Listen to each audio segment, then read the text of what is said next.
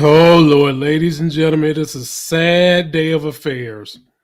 We got to talk about on today's show, Where is Wendy Williams? The documentary that revealed a whole lot of things. We'll discuss what it revealed and where the hell is she? Cam Newton was in a fight at his camp this weekend. Should we be blaming the parents and their kids, or should we be looking at Cam and what he's doing to make the place a better place for you and me? Donnell Rollins talks about wearing a dress and how that can make you and break you in Hollywood. And we're also going to discuss some Black history facts and some facts about MLK that haven't been whitewashed, because a lot of what we see about MLK has been whitewashed. That and much more starts on the Lamont Tyson YouTube, Life Games podcast, and TikTok right now. I'm up early for the dealers come out. Everybody is outside till the killers come out. You ain't eating, you just act full. I'm impactful. Dozen funerals in a month. I got that pull. I will give it to niggas in all rap forms. Ignatius out right now on all platforms. What's going on, y'all? You're in the building with the all knowing, all loving, all feeling, all seeing, all powerful. Just damn all everything, the sexy as hell host. And guess who's joining me today, ladies and gentlemen? Your favorite hammer, Moochie. What's up? Oh, Lord. How you doing over there, Moochie, the homie that where it brings the hammers when you got to fight? I am fine. I'm doing good. Well, that was Moochie, crazy with camp. I'm waiting for you. Oh, yeah. Well, we got to talk about the Cam Newton situation. And we also want to talk a little bit about what's going on in movies, what's going on in entertainment. And Wendy Williams is on that ticket as well. If you're new here, I'm Lamont. That's Moochie. Please subscribe to her channel and mine. And for those of you that ain't new here, that's been here forever, and you remember the days when I used to do stops with Larry and my other friends, I'm not doing it on the channel, but if you want to get that information, you can join my channel membership. I've been showing people this particular graphic because I gave this information to my buddies, and the stock went up $500 in a month. It's only $10 to join my channel membership. All you got to do is click on the homepage of my YouTube channel, jump on in. I can't guarantee you that you're going to make gains like that, but you can get valuable knowledge so that you can inform yourself on how to make gains. Moochie wanted my wife to jump in on the Wendy Williams thing. And of course, Crystal is super busy. She's probably busier than I am because my wife still nurses one of the kids, y'all. Get that. This little boy, he damn near about to be 6 months old tomorrow. And he still wants to nurse. But he's now eating food. Yeah, he eating food too. I mean, you put anything near his face, that boy gonna nub it. He gonna nub it. But having said that, there was a documentary that Moochie and a lot of the fans felt like was going to be very impactful, and it was Where is Wendy? And before we get there, we've got another special guest coming in. Ladies and gentlemen, from Atlanta, the homie, the new homeowner, Monique Nicole in the building. What's up, Monique? What's up, Lamont? Good to see you, brother. Miss you, man. Yeah, man. Good to see you. Good to see Moochie. I'm glad that y'all all is in the building to talk this Wendy Williams talk. And Momo, you ain't missed nothing. I'm just setting up the story, letting the people know my perspective, where I'm coming from with it, and how Moochie tried to organize something for it. And, so Moochie felt like this thing was going to be deep because there are some scars with Wendy Williams. Mm-hmm. And now, personally, I have not seen it. I am coming to this conversation from the vantage point of someone that wants to see an overview of the story, some of the highlights of the story, to see if I want to go back and delve into it. And these two women know the story well. And to give an overview of the story, here's a little news excerpt from ETV, I think it's ETV, that kind of covers everything, and then we'll go back and forth between Moochie and Mo to see how they feel about what's going on. Take a look. This is my third time crying. And I cried the other day. I will smoke when I smoke, and I will liquor when I liquor. Wendy, would you want to go to the Oscars? What's Oscars? In the documentary, it was revealed that she has dementia. So I think they said it was alcohol-induced dementia. What did you see while you were shooting? It was a complex and sensitive journey because we did not know when we started that she had dementia. And we were deeply concerned as we filmed. I'm real makeup. Look, even when I do this, do you see a thigh gap? It was illuminating watching this, and that you say, well, what in the hell's going on with guardianships? That's the thing that's interesting to us, is that a legal guardianship is in place, but there didn't seem to be a lot of guardianing. And so this is the reality of a time span. Did you want to wear your Chanel sweater, or are you talking about your Chanel jewelry? Please, go away. And we know it's not easy for a lot of people to watch, but once we were in it, we felt like we were more scared about what would happen if we stopped filming than if we continued. Can you please come? Please. And at the end, the Guardian did arrange to take her to a facility to get help. Just one day before Lifetime premiered Where is Wendy Williams, the talk show host's care team released a statement on her behalf, thanking fans for their overwhelming support. Wendy's been in a wellness facility that specializes in cognitive issues since last April. With the spotlight on the star's health, the question is, were there warning signs? Do you want to stop? And we don't need them to tell us that. Moochie, I'm gonna start with you. Now, I used to pick on Wendy Williams, and today I'm not gonna pick on her. All I'm gonna say is this. I know what Wendy Williams used to do with entertainment and being on TV, breaking news. I felt like she was outcrying for help with almost a body dysmorphia type complex because she kept doing all this work to herself.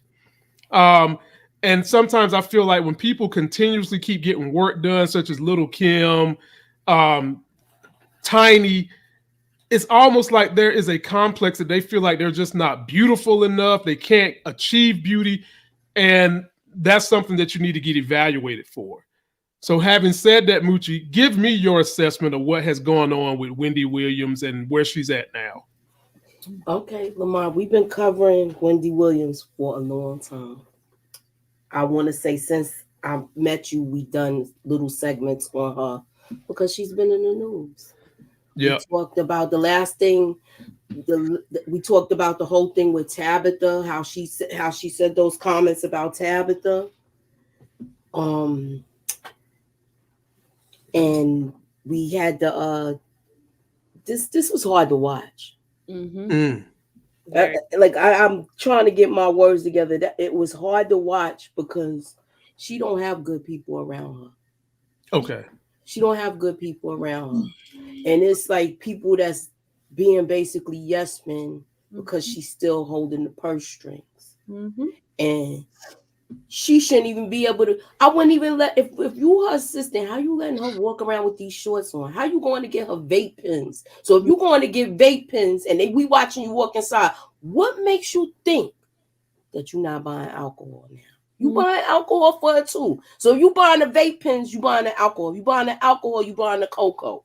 So you basically are being you're enabling her. You're enabling her, and it's really messed up. She's not in her right frame of mind. She's away from her family. I feel like they trying to blame this on the son, but I blame Kevin Sr. for all of this because I believe he was going. I'll go even a step further. He's a senior, but they blamed it on the junior. I believe this man was going there acting like they were still together because her mind is not all there. And once she get doped up, they probably got her signing all sorts of things. That's why he's messed up right now, and he needs to stay messed up. He actually opened his mouth to say something yesterday. What'd he say? He was saying something like the sister was taking money. No, you was taking money, my nigga. You was taking money. He was? Yes, he was. He had to be. He had to be. He had to be. He was taking money from when they was married and making a little nest egg. But they blew through it. They blew through it. What you get when you get somebody that's selfish and you leave somebody that was holding you down and taking care of you and provided a lane for you. She provided a lane for him. Look, okay, you be my manager. So that way I know who's coming at me. Look, as soon as he left, look at how the vultures came for her. It's messed up. Mm-hmm. Wow. Mo, let me get you in here. Now, I'm still the perspective of someone who hasn't watched the documentary, but just picking up on tidbits from what you and Moochie is saying. My first impulse was, who's enabling her? Because in just what we just saw, the producer said that there is a conservator, someone who is responsible for making financial decisions and taking care of her. Mm-hmm. Right? It's not Wendy's responsibility no more to take care of herself and her money. Somebody else is supposed to be in charge of that. Mm-hmm. So what Moochie said is valid, that people are enabling her, but I don't see why anyone should be scared of Wendy, because it's not in her control how her money is handled. It's in the control of whoever is the conservative person and the court.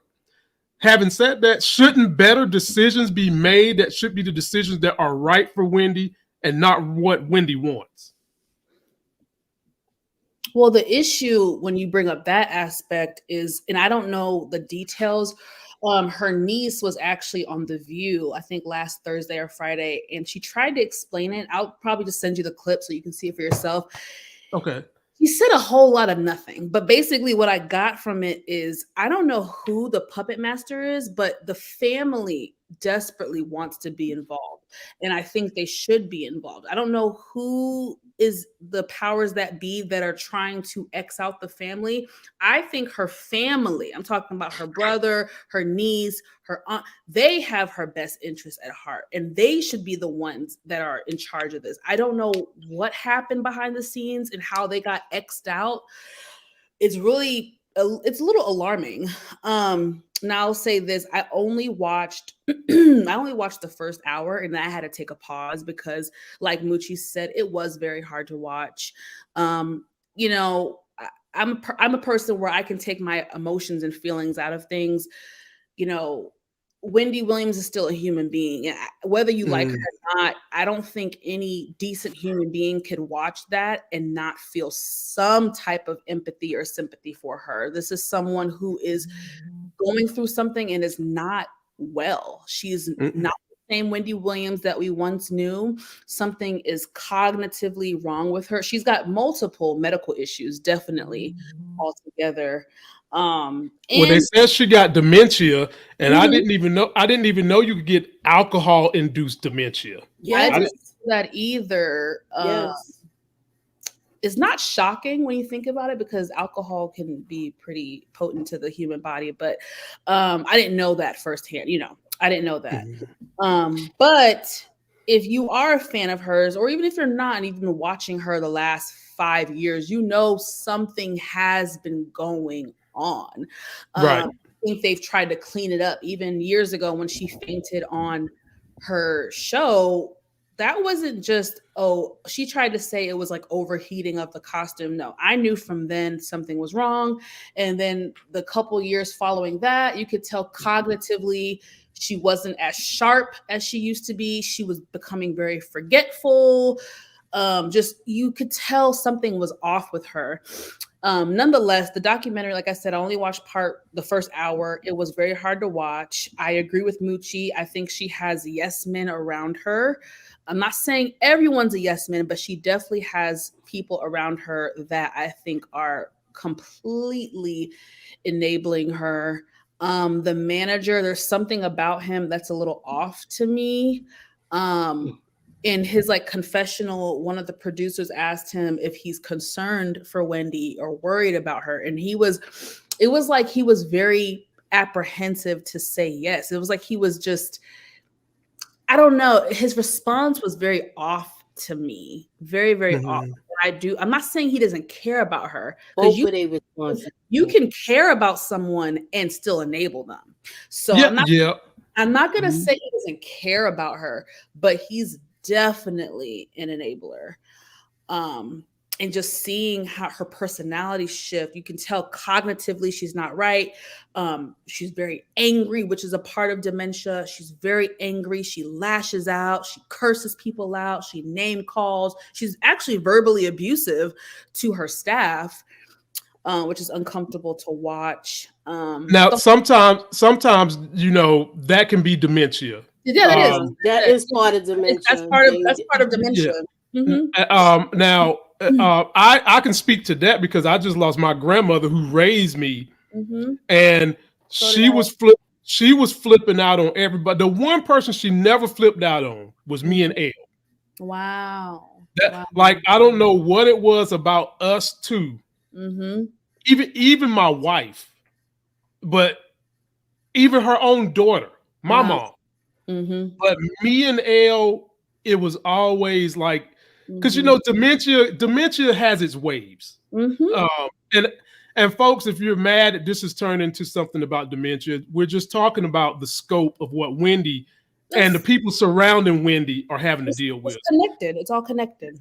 And Moochie has had to take care of some people in her family. I'm not going to say who, but Moochie's had the caregiver experience and trying to deal with someone who is, I guess the best way to say, I don't want to say you're superior, but the person that raised you. Yeah, an elder. Someone, Right. And now you're having to try to tell them what's best for them.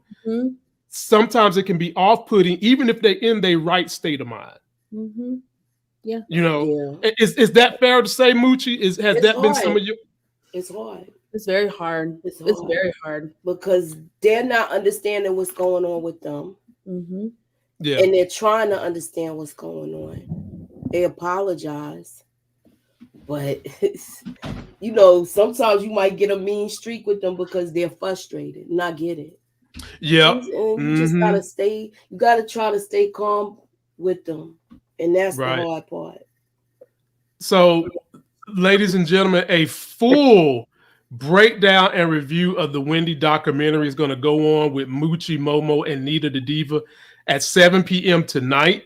But I do have one more person who has talked about the documentary that we're going to bring on board. Is your favorite, Lex the Targaryen, ladies and gentlemen. And by the way, let me mention she's about to go on tour, and you see that Cash App with her name. Don't be afraid to tip that thing to help a sister as she's going to go on tour. She's going to be hitting LA. She's about to go South by Southwest. I think one of her tour spots is going to be where I've got a film that's going to be premiering. So help a sister out and let this girl do her thing thizzle with her singing. Now, Lex, I know you've heard what we've been saying about Wendy, and this is a question I want you to respond to first, and then I want to get Momo and Moochie to reply. Because in the trailer we just watched, they said something that I thought was kind of like entertainment speak. They said that they felt like they should keep filming the documentary because they was afraid that if they didn't, it would limit the help that Wendy would get. I call BS on that, because at the end of the day, you filmed this documentary and you're highlighting to other people what's going on in her house. But who is going to force someone in her house to step up? Now, check me, Lex, if you think I'm wrong, but I just feel like that was said so that they can feel like they're empathetic. But at the end of the day, they know that this shit was going to sell tickets. How do you feel about that? I personally feel like everybody that's around her right now, minus her family, like the manager, especially the guy, I'm a spirit reader. I've been like that since I was a child. My great grandmother used to always say, like, always keep that. Like, that is a gift straight from God. I don't take his spirit. I think he is a scammer. I think he's a shyster. I think he is an opportunist. I think he wants her money. I think he knows that she's vulnerable. Like, something as corny as, did you drink this whole bottle today? You made sure to say that shit. Oops, sorry. You made sure to say that when the cameras was right there. Like his whole persona, like there's something severely wrong, as well as the assistant, the one that she called the black one, is something wrong with her too. I can't think of what her name is, but it's absolutely ridiculous is what it is. Everybody that's around her, minus her family. I do not think that her son was a problem. I do not think that her sister was a problem. A lot of people are trying to jump down Kevin's throat because it's like, oh, he spent this amount of money on Uber Eats or whatever. This is not your mama. You don't know how that boy was raised. And you don't have a right to just say, oh, halt. Now you don't. He's used to a certain type of lifestyle because that is what his mother provided for him. Mm-hmm. When she kicked the bucket, that is his money. It's not Big Kevin's. Right. And his little strumpet and a little bastard baby. It's not theirs. Like, we're not pulling no punches. This man literally had this woman have a mental breakdown.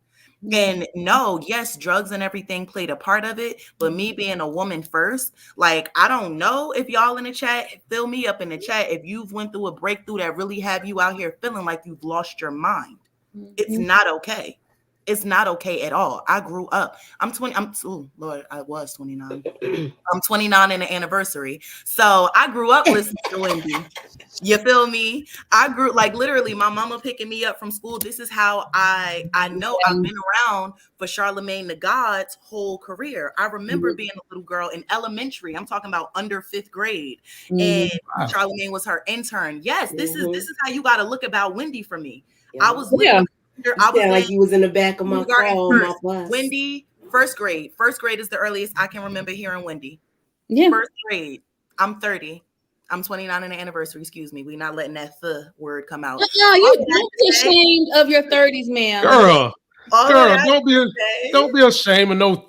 Oh, you no, I'm not ashamed. I'm 30 and fine, but technically I am 29 with an anniversary. You feel me? So okay. I'm glad you brought that up because I before we close on this topic, I do want to say for me, I know Wendy is controversial, but that's what she's supposed to be. That was her job. You know, I hate when I hear people say, "Oh, this is her karma."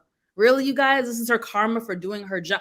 Like, whether you like her or not, I don't think it's fair to say this is her karma. I just think this is all sad and unfortunate. And again, you have to give people their flowers, whether you like her or not. She was a legend. She was an icon. She did open up the door for a lot of the youngins to come in after her, to be the controversial YouTuber, to be the controversial podcast host, to, you know what I'm saying? Like, when Joanne Rivers died, did people say that was her karma? You know what I mean? And she was just as lethal as Wendy Williams. So it's just, you know, I hope that we can remember her legacy and give her flowers. Did I always agree with her? No. But I always had respect for what she did in the lane that she opened up for other Black women and men, but a lot of Black women to follow that same pattern as her. There will never be another Wendy Williams. I don't care. How you doing? There will never be another one of her. So, Moochie, I'll give you the last word on this.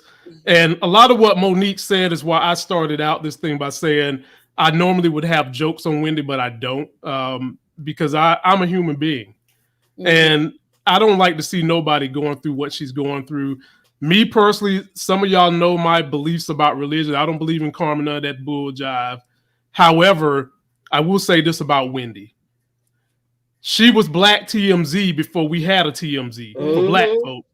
And even though she pissed off some people, she brought real truth about a lot of things that was in the dark that we are now praising. Like Cat Williams bringing stuff out, Monique bringing stuff out. Wendy was been telling folks about how some of these things was going on in these parties. And because of that, a lot of men try to shut her up. So having said that, Moochie, whatever you have left to say about her, the floor is yours, and we move on after you say what you got to say. I feel like they knew that a decline was coming. Kevin, her husband, was her proxy, her medical proxy. That's what put her in that sober living place. Yeah. But he did it for ulterior motives. And he seemed like, to me, if it wasn't for him, her weakness wouldn't have been exposed like how it was. Because he made her basically have a breakdown in front of everybody over her relationship. This is a 20-year marriage she went through. That's traumatizing to somebody, especially you're being embarrassed in front of the world the way you've embarrassed people. And I don't say it's karma, but I have said that before with her. And I said that when she said the comment about Tabitha.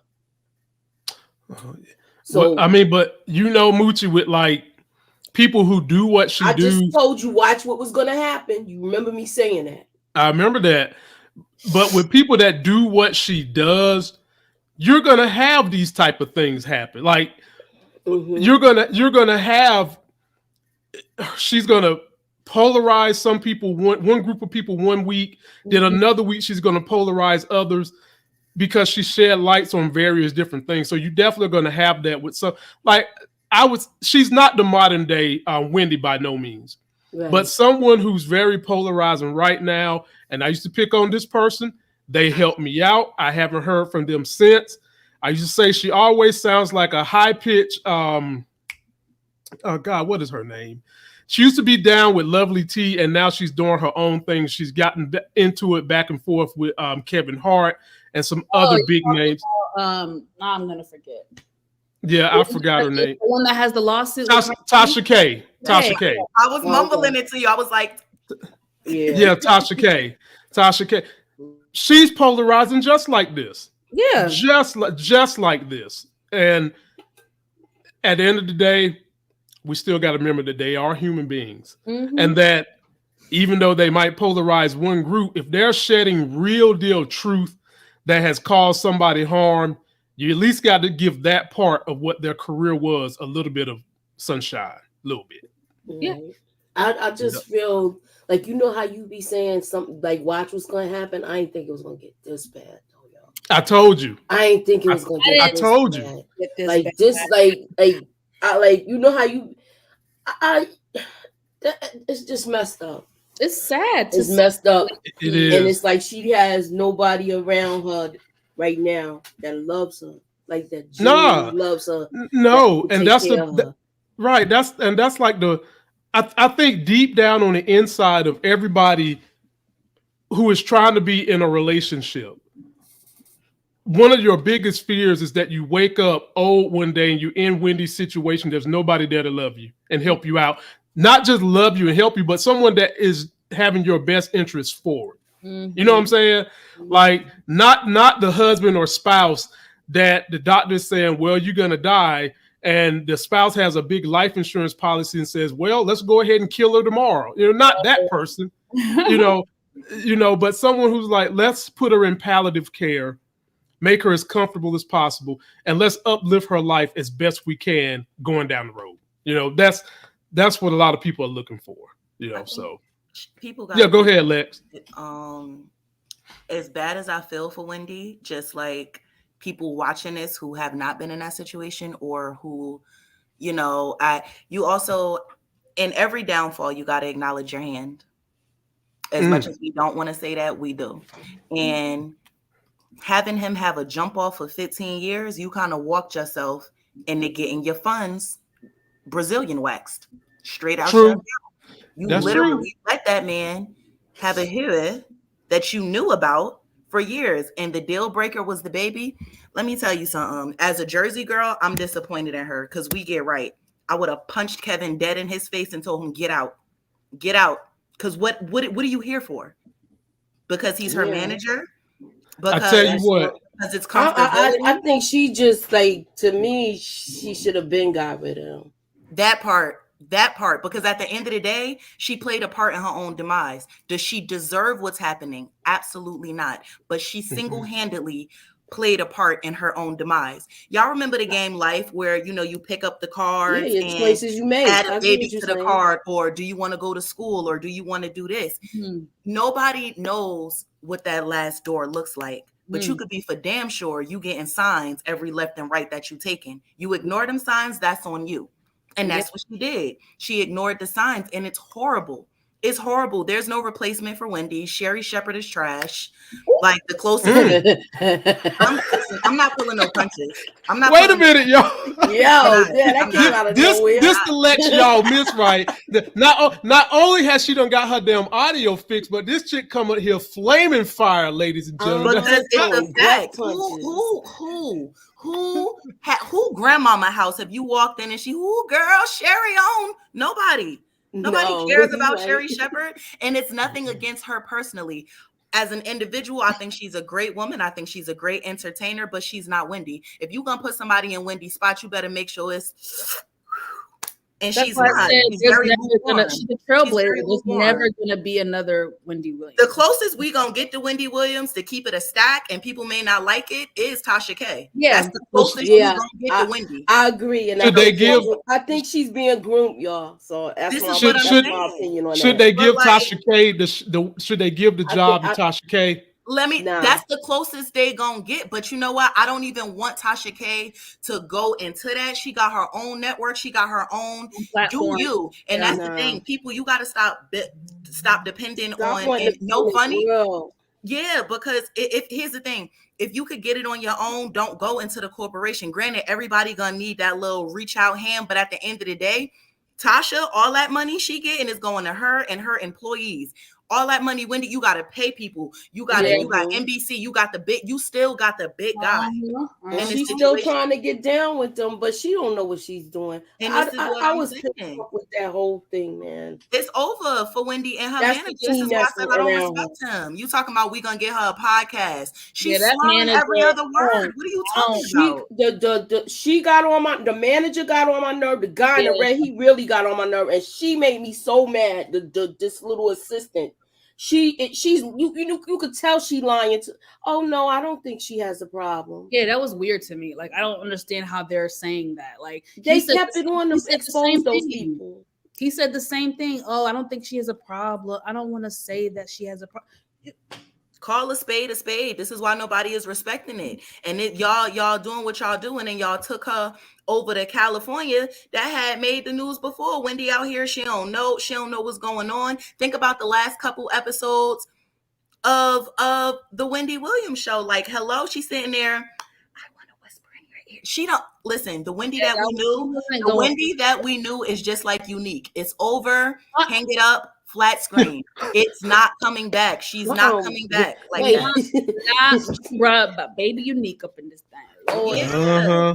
It's over. We still love Neek just like we love Wendy, but we all know when you use common sense, he's not coming back as the same. No, he's never going back on TV hitting us with the how you do. It's over. It's over. Every reign comes to an end. But the saddest part is she didn't get the bow out gracefully. That's Barbara Walters. Barbara Walters got the bow out gracefully. Yep. We ain't hear nothing about Barbara Walters until after she died. And don't get it twisted. That little old lady was with the 1-2s. Oh yeah, definitely. They drag her. Ain't nobody say, oh, did it? We did not know anything. Now, granted, y'all could be trying to make this a public matter, but what you want us to do? Sign a petition, start a GoFundMe for Wendy? The hell you want us to do? Right. That's all I was saying. So yeah, y'all want more of this spice in your life. Be sure to catch Moochie, Mo, Nita, and they need to invite Lex to come on that live stream they doing tonight at 7 p.m. Because boy, I might have to send some coins to that shit because that thing is going to be amazing. So let us keep this thing going, ladies and gentlemen, at the request of some of my subscribers, because I listen to y'all. Someone said, Lamont, when are you going to finally do your Black History report? It's Black History Month. And I said, baby, I celebrate Black history every day. Okay, so you ain't even got to ask me when I'm going to get to it because I celebrate Blackness every day. However, since you want me to be detailed and put something up here in a show, I got you. So ladies and gentlemen, I'm going to give you 2 facts. And they're 2 videos from creators I follow on TikTok. The first one you're going to see is quotes that we don't hear much from Martin Luther King because they whitewashed him. Okay, if you all can remember, from history, when you was in school, they never told you how much they really hated Martin Luther King. I would beg to contend The only reason Martin Luther King, well, I ain't gonna say the only reason, I'm gonna say one reason he got elevated to this peaceful man status is because of his brother, Malcolm X, who was over there saying, damn them white devils to hell, any means necessary. And instead of using that type of language, Martin tried to use peace and all that, but he was really inciting violence on Black people. Okay. There are a lot of quotes that they never share in school that he stood for. He was anti-capitalism as we know it, which your boy is always talking about. That's a problem. And some other things. So we're going to see a video talking about his quotes that you don't get to hear and a quiz on Black history facts that you might not have known. Take a look at this and then we'll break it down. So has anyone else noticed the intense amount of whitewashing that happens during MLK Day? Like, the only quotes from him that you'll see in the mainstream or on social media are the ones that are super positive, super optimistic, and don't mention anything about race or class or any of the other things MLK commented on and fought for. That being said, I just wanted to share some non-whitewashed MLK quotes. This first one comes from his letters from Birmingham jail. The Negro's great stumbling block in his stride toward freedom is not the Ku Klux Klaner, but the white moderate, who is more devoted to order than to justice, who prefers a negative peace, which is the absence of tension, to a positive peace, which is the presence of justice, who constantly says, I agree with you in the goal you seek, but I cannot agree with your methods of direct action. You answer these 6 Black history questions. Who was the first African American to play in an NBA game?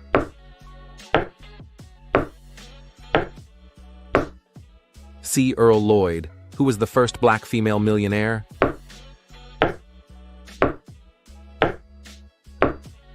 B. Madam C.J. Walker, who started the Chicago Defender magazine in 1905?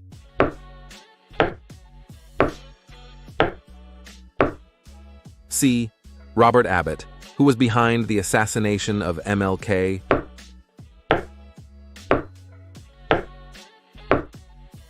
B. James Earl Ray. Which industry was the first Black patent in?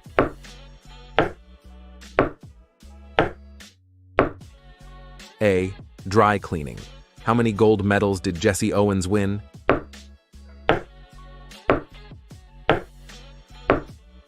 B. 4. I got them all right. So we'll start with Monique Nicole, who came in second. Impart any of your wisdom about any of the things we just saw from Black history, whether it's MLK, whether it's those facts, anything you just saw, you want to expand upon it for Black history purposes. Talk to us about it. Well, when they said who was behind the assassination of MLK, I yelled out the government. But well, I can agree with that. It's true. like damn it, that's true. He was just the conduit. You know what I'm saying? The government, but he's the patsy. The government. Yeah. But, yeah. It wasn't. You could have scribbled in option C. But no, I agree with the sentiments of the TikToker as far as MLK. A lot of his stuff being whitewashed, and I just, I don't know. When it comes to that stuff, it's a little exhausting for me. We'll have to save that topic for another day. But especially now with just how things are going in Florida, and I'm trying to take out Black history from school and things like that. It's just very frustrating. And I had like an epiphany the other day. Not even epiphany, but just I had a moment of reflection, and I just sat back and I was just like, wow, like the amount of disrespect that Black people receive. Like, being Black in America is literally like the definition of like being gaslighted like every single day. We are gaslighted every day, all year. I mean, it's wild when you look at our history and we see, I'm not going to say the name, but we see other, I can't even say minorities. We see other, what's the word? We see other groups. We see other groups of people fighting for their rights and fighting for their justice and fighting for, you can't mumble a word about a certain group without being labeled certain things. But our people, we receive so much disrespect. You know what I mean? You can even take Black Lives Matter. Like, we had to defend ourselves against why Black Lives Matter is important and meaningful. Like, all you have to do is like look at history. You know what I'm saying? It's just like, we have to fight so hard to be seen, to be heard, to be respected, to be treated fairly. And it's a little it can become a little disheartening. I'm frustrated today. I can't imagine what leaders of the civil rights era had to deal with. It's very humbling, you know what I mean, to see what they dealt with back then. And don't get me wrong, we've come a long way. We have, but it's just unfortunate that we're still fighting for the same things that we did 20, 30, 40 years ago. But you know what? It's all good. Black Lives Matter. And like you, I celebrate Black history all year round. So daily. Moochie, talk to us a little bit about how you feel about it. You've been in a situation in New York where you was in a public arena to work. So you got a chance to see all kinds of people, all kinds of ways to support us. And what does Black history mean to you? That's deep. Right now, what it means to me, they need to look at our history needs to really be put out there, so the younger people can know what's going on, where they stop fighting amongst themselves. So that's what it means to me. I want to know when we're actually going to be recognized, because it just seems like it's just getting worse and worse and worse. The more I look at it, it just doesn't even look good right now, the way everything's going. It's like, wow, they're not even hiding it anymore at this point. They're not even hiding it anymore that they see us as a threat. So they want to keep us separated. They're not even hiding anymore that they know that what it is right now. So it's just like, well, we can thank Trump for that. I would tell you, Moochie, keep your head up. And sometimes you do have to turn off the politics.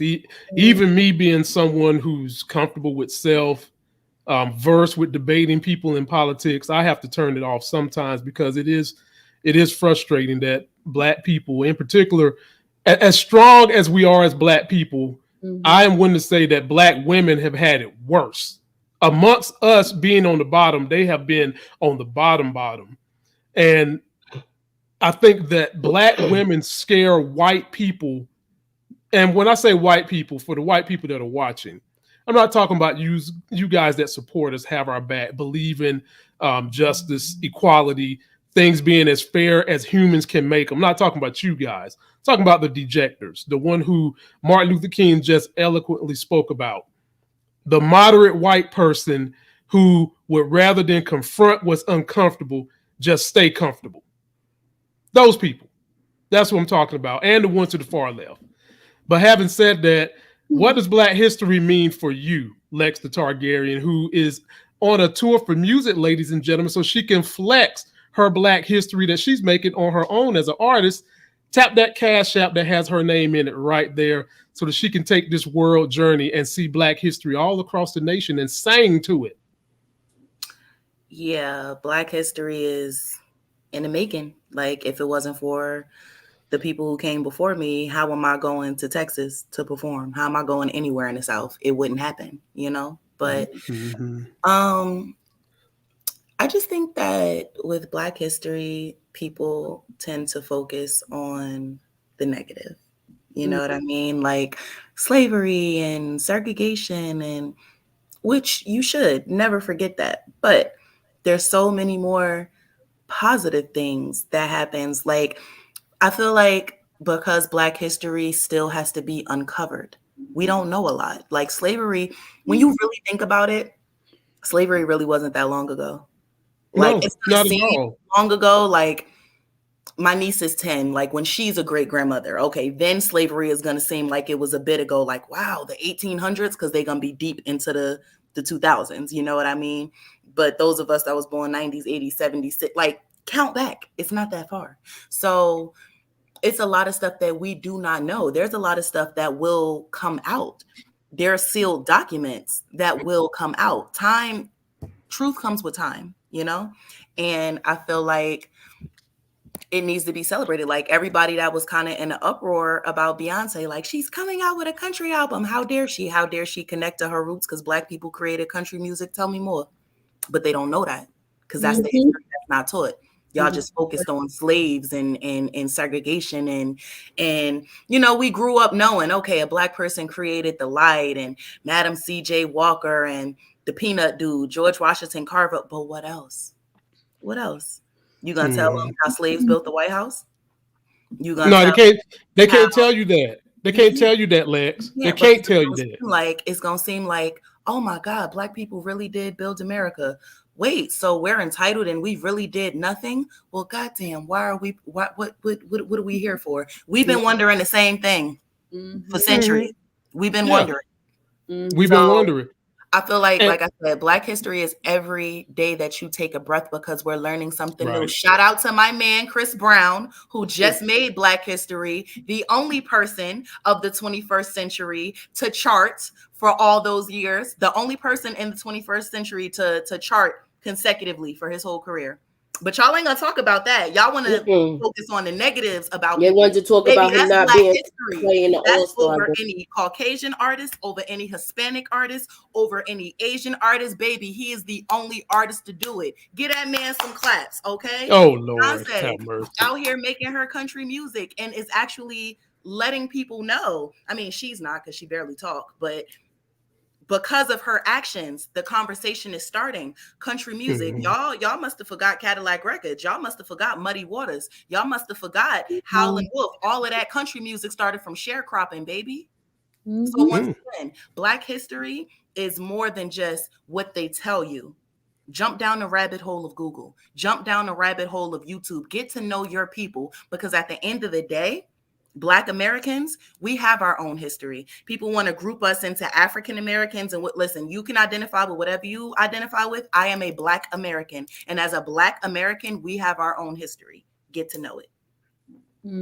Okay. All right. Well said. So, folks, let us know what are your Black history moments and what history you have made, as Lex Targaryen has said. Now we're going to move on to someone who I really don't care for that much either, who got into a little bit of a fight. And I'm talking about Cameron Newton, ladies and gentlemen. And this is going to take us down some more roots of division. How can Black people do better? It's going to take you down that road a little bit. But let me show you the video to see what people think. And I can't wait to hear what they got to say about this, because I do got my own thoughts, but I'm going to let them go first.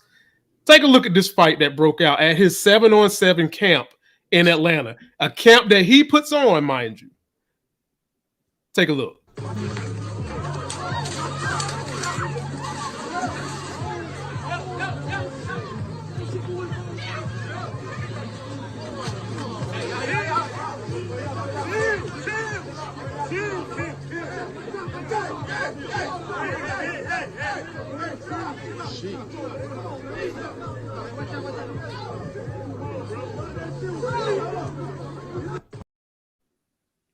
All right, ladies and gentlemen, that was the fight. And this is a clip of what happened. Now, I'm going to read to you the latest updates, and we'll let Lex go first on this one. Everybody's had a chance to go first. I'm going to read to you what it says. An anonymous parent came in and said, where's her? Let me see here. Is that the right clip? Nope, that's the wrong clip. Where's my Cam Newton clip? Oh, here it is. Anonymous parent came in and said, Sunday confirmed to Fox News Digital that Newton had been taunting those on the field. Steph went to confront Newton after the game to talk about what was being said, which is when things began to escalate. TJ was just walking up to the long staircase when video showed Newton grabbing Steph by the jacket after they were face-to-face trading words. TJ jumped in, throwing a punch at Newton before the latter grabbed him, and the fight moved toward the fence. If you're walking up a flight of stairs and you see 6'6" guy grab your little brother trying to throw him down some stairs, you're going to intervene, TJ said. It doesn't matter who you are, whether it be a punch, whether it be a push, whether it be grabbing him. You're going to do something. So at that point, with Cam putting his hands on another grown man, something is going to come behind that. If you ask anybody about me, I'm not confrontational. I'm not loud. I don't get mad. As people say, I don't argue with people. I don't fight. I don't do none of the crazy stuff. That's about me. So Lex, now that you have a little bit more context to what happened, what do you think about this Cam Newton fight? I think it's funny because who's stupid enough to run up on that 6'9" Negro?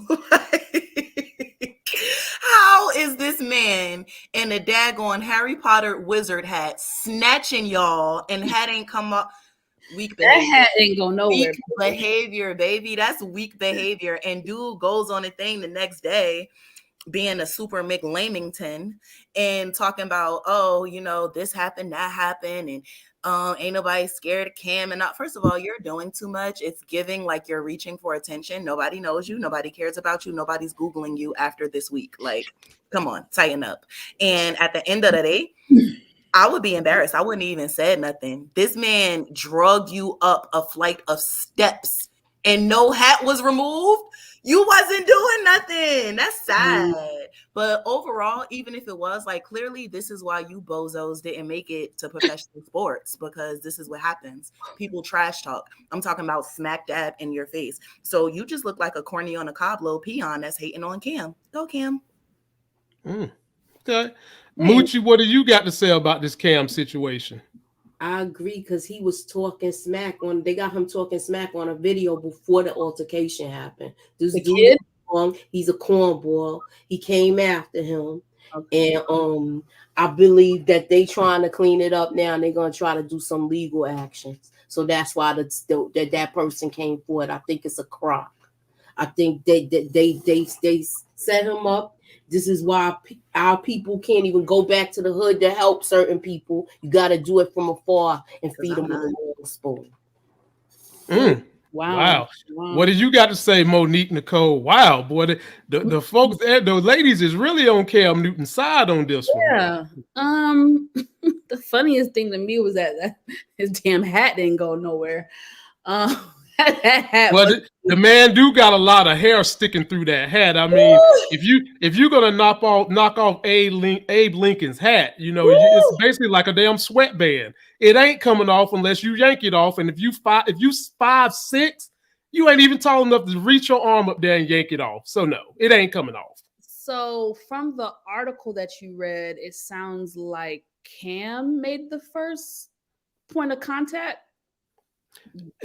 They are basically saying Cam was talking junk to one of the little brothers, and after the 7-on-7 was over with, one of the brothers wanted to go say, Cam, you and your junk talking won't right, and got in his face, and he's saying that Cam put his hands on him. Okay, so Cam hit first, basically. That's what they're saying. I think that he should not have done that. If it's true that he swung first, grabbed first, pushed first, whatever, I think he should not have done that because he's got a lot to lose. Right. They have nothing to lose. So to protect yourself, to protect your brand, to protect your children, he should have had more constraint and been able to walk away from that situation. Now, don't get me wrong. When you get up in my face, that's my personal space. And that is a threat. I understand that's also can be perceived as a threat. I get that, but he's Cam Newton. He should have walked away before it got physical. Okay, so now it's my turn. And I've heard a lot of perspectives on this shit. I've heard a lot of perspectives. And I do tend to agree with the way some of these perspectives came out. So I'll just start out with what Monique just said about she felt like if the story is the way we're seeing it and hearing it, Cam should have walked away. And I feel like, Mo, that Cam did the very best he could to not escalate the situation because they did rush him. Even though it sounds like he incited the situation.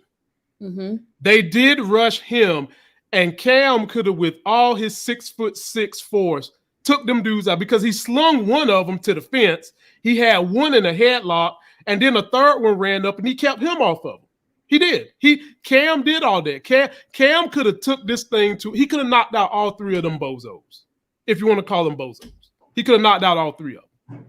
Now, this is where the problem comes in for me with Cam. I've heard sports analysts, I've heard Lex and Moochie just both make the same point, that when some of us blow up and we try to come back and give to our communities, we have issues, right? It's like we don't know how to act. Okay. Now, y'all stay with me because I'm gonna make a point. I heard other professional athletes, my Uncle Shannon and Chad Johnson included, talking about how you never see this type of stuff with the white camps. But you've seen this happen at Cam Newton's camp over and over again.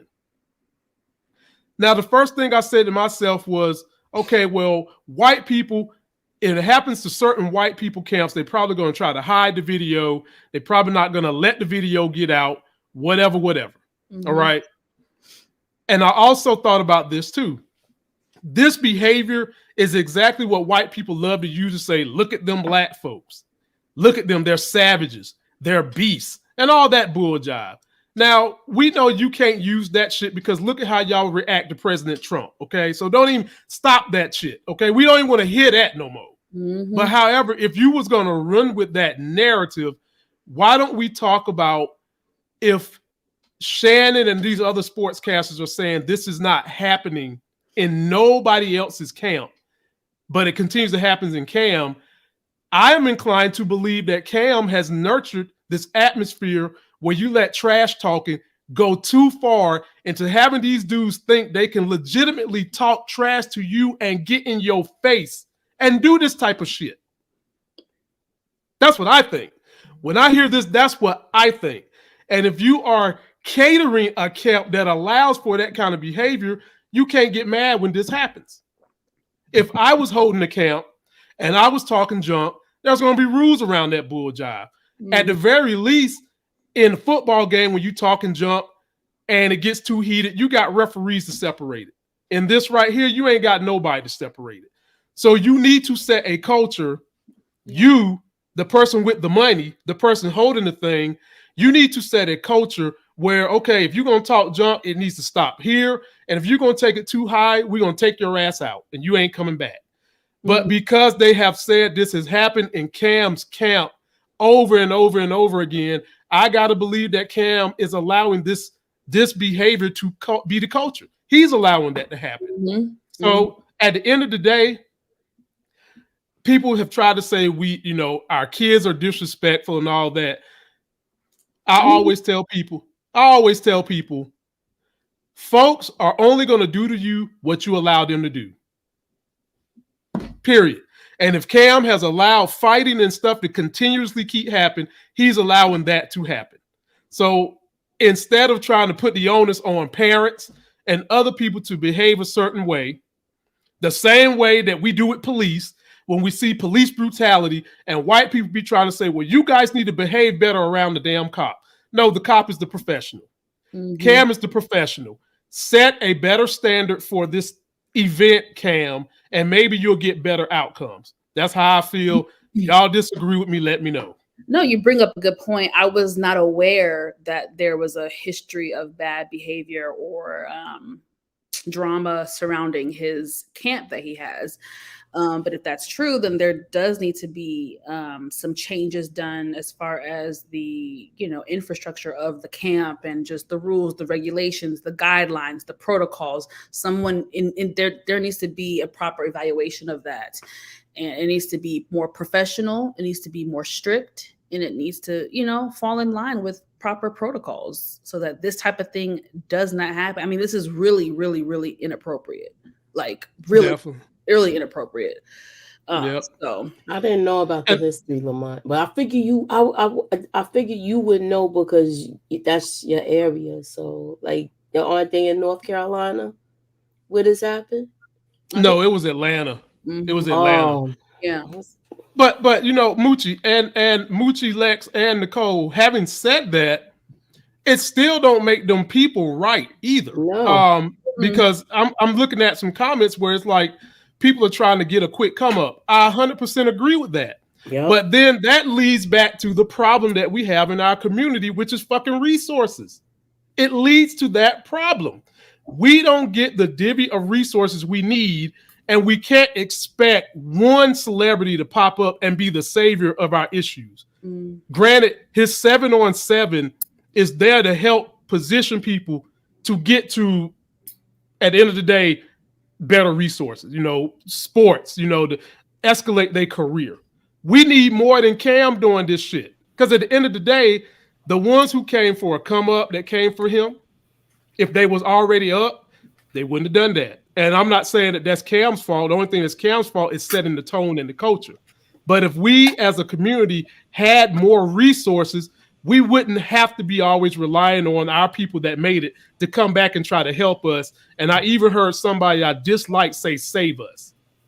I mean, so again, I blame the features that happened with this incident, but in the bigger scheme of what's going on when it comes to people wanting more resources or come up or financial stability, we've got a bigger problem, which is we need greater access to resources so that we can do what we want to do in life. Lex, you can finish. Yeah, I think that also sometimes it's even bigger than that. A lot of people sometimes have that, well, why not me? Because I was better attitude. Well, why he make it to the league? I was better than him. And that's the energy the guy gave off at first. Like, he ain't better than me. Well, clearly he is, because millionaire Sherm. Like, so a lot of people sometimes get into like it's a jealousy type thing where they feel like they got a point to prove, or, oh, I went to school with him and I used to do this back in it. Like, listen, you got to let all of that go. Who are you now? Nobody? Fix it. Like, a lot of that comes, I feel like, full circle in a lot of situations where people go out to start a lot of crap. But Cam can handle himself, but he not no gangster dude in the sense of ain't nobody pulling up the Uncle Snoop camp doing that. That's what I'm saying. You're that's not what pulling I'm up the Uncle right. Snoop camp doing that. But then again, in that same breath, look at the two different people. Who's testing Snoop? Like, you know what I'm saying? It's a respect type of thing. So, like I said, Cam hasn't been retired that long. So if he's still talking crap and stuff, it's a different type of game. So I just feel like sometimes people need to stop looking for the hood savior and save yourself, because it's situations like this. Like, do for yourself. Stop depending on people, because if don't nobody want to come back to their hood, and they don't have to, because I'm gonna keep it a stack. Like, if it was me, like, love my city, I'll donate to my city. You feel what I'm saying? Do little things, but you're not about to have me pull up to my city like, hey, for what? I don't have to. I don't owe y'all nothing. Just like y'all didn't owe me nothing. You didn't owe me support. You didn't owe me streams. I don't owe you anything. And as much as it's sad to say sometimes in the Black community, because we are so deprived and because our history has been not receiving what we need, like you said, there's this attitude like, oh, we went to school together. Oh, you from my city. Life don't work like that, boo-boo. Fold your hand, go to the drawing board, and go figure it out. Yeah, I agree with that, but we still need the underroots of all that is access to resources. And I even hate to use the term resources, because at the end of the day, it's money. Like, fuckers will tell, oh Lord, here I go. People say resources, and all that is just another amalgamation of I'm gonna help you, but I ain't gonna give you no money. At the end of the day, people need money. Yeah. Like, help people help themselves by making a decent living. Do that. Do that.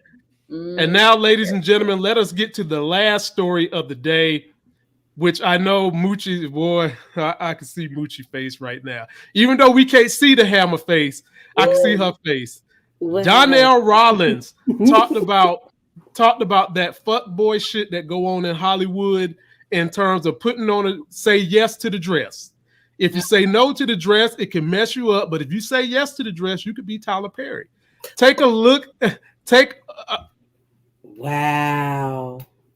Just take a look at this video. I'm just quoting what I'm gonna go to you. Then I'll go to Lex and Moochie get last word on this. So Monique, what do you got to say about the dress? You say yes to the dress?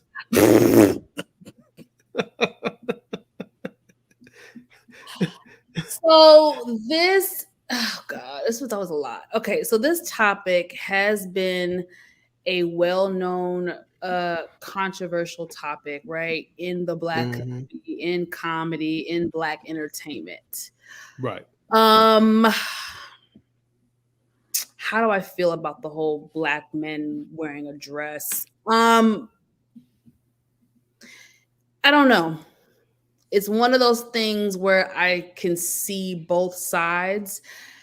And I'm gonna be honest, I don't even know if it's just with Black men. I feel like Hollywood has an obsession with men in general, dressing like women and putting on dresses and doing things like that. I don't know.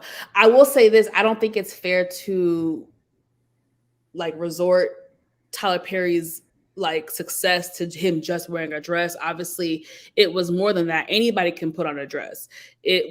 Don't take away from all that he's done. It was way more than just him putting on a dress. But I mean, I guess, whatever. He was trying to make a point. I don't know, guys. I don't know. The Black men in a dress, like I said, it's been a conversation we've had for decades. You know what I mean? They've been doing it forever since In Living Color. I just think it's a personal preference, right? Some people can look at it as just simply comedy, and some people can take offense to it. Well, I'm gonna blow your mind with this one because you hear now. I'm of the mindset of Ted DiBiase. Everybody's got a damn price, even if you're Jesus Christ. You got a damn price, and I would break this down like this because a lot of dudes in the hood is like, I never wear no damn dress, but you're out here selling dope. So I'll break it down to you like this, Monique Nicole. Which one would you rather see your Black man do? Wear a dress in Hollywood to make millions or selling dope on the street illegally, risking their life every night to make millions? Which one would you rather see your man do? Easily, a dress, entertainment. That's what I'm saying. Okay. It's all personal preference, right? One person can look at it as a piece of comedy. You know what I'm saying? Another person's going to take it more personally and try to overanalyze it and say they're trying to tear the Black man down. It just depends on how you individually try to look at it. And I can agree with some of the terms of you emasculating the men and all that. But again, I just feel like everybody has a price. What is your price? Technically, the dude who's selling drugs in the street, he's got a price. He could be working at McDonald's, but that's not his price. It's like, fuck that. And some of these comedians who are acting saw that they could get big dollars by cross-dressing, playing the role of, I don't want to disrespect nobody in the trans community, a tranny or whatever. And however you say it correctly. So if I said it wrong, y'all know that. Don't charge it to my heart. I'm trying to do it right. But what is the price? So what do you think, Moochie? I feel like with this, he's making sense with what he's saying, but I didn't like the fact that the guy kept going back to it, like trying to rope him in. I didn't like that. But I'm glad that he was like bobbing and weaving from those questions. But look, we seeing it. But why are they not making a big deal when the white guys do it? Tom Hanks, Milton Berle. I could go. Robin Williams. Yeah, Robin Williams. It's a lot of them. So this was both in the comedy genre. I want to say even Kirk Russell? He was in a dress in that movie Tango and Cash. Y'all remember that? But that's why I said, Moochie, Yeah, I said I think it's a Hollywood thing, not just I think it's just, but I feel like it's more emphasized with the black men. Mm-hmm. Yeah, because our community is still extremely polarized when it comes to the issues of LGBTQ, emasculation, and something that has been bubbling under the surface for a long time that has now been made to be in vogue under the dumbing down of knowledge since we've seen Trump is the divide between black men and educated black women who now control education. Having said that, and when I say control education, y'all, I mean more black women have more education, college education than men. That's what I mean. I would say dominating. Yeah, dominating college education. You get the last word, Lex. All on you. Do you say yes to the dress?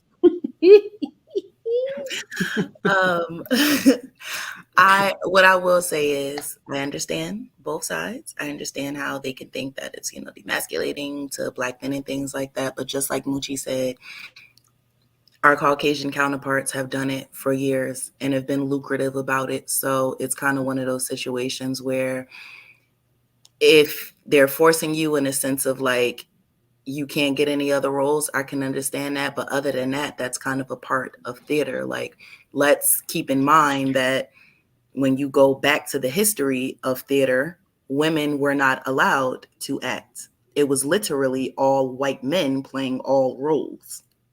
So once again, this is where kind of history comes into play. Like this is the origination of the theater, men playing all roles. So like I said, if it's in a humiliating way, then I can understand the anger, but let's not act like Men in Dresses haven't brought us some of the greatest laughs ever. Big Mama's House, White Chicks. White Chicks is top 10. Yeah. Not even that. I was getting to those. You have skits. You have like I said, I enjoyed all the Big Mama houses. Yeah. Less the one with Brandon T. Jackson. That was kind of like, all right, don't make the first two. But definitely the first two. Martin is whole entire dress. Let's not act like Medea ain't have us cracking up from the live ones to when they first start making the movies. So I mean, and like Martin and Shanae, he really come on. Okay. Shanae ain't no trick. Better get a grip. And let us not act like it's just the dress, okay? Let us not act like y'all ain't enjoy Prince wearing blouses and bell bottoms and shit. Let us not forget. I like when he was wearing the pants with the booty out and he turned booty out. Oh, that ain't my y'all. Let me get out of here before we get in trouble. Y'all be sure to like the video, share it with your friends. Moochie and the crew is going live tonight at 7 p.m. to really drill down into the nuts and the bolts of the Wendy Williams documentary. And then if you guys are somewhere around tomorrow, me and Monique Nicole is hooking up to talk about Mia Cooper. Yeah. It should be called Mia Cooper, but it's called Mia Copa. That's what we're gonna call it. So I'll be dropping a video of us giving a review sometime tomorrow. So get ready for that. It guarantees to be fire and pull no damn punches, 100%.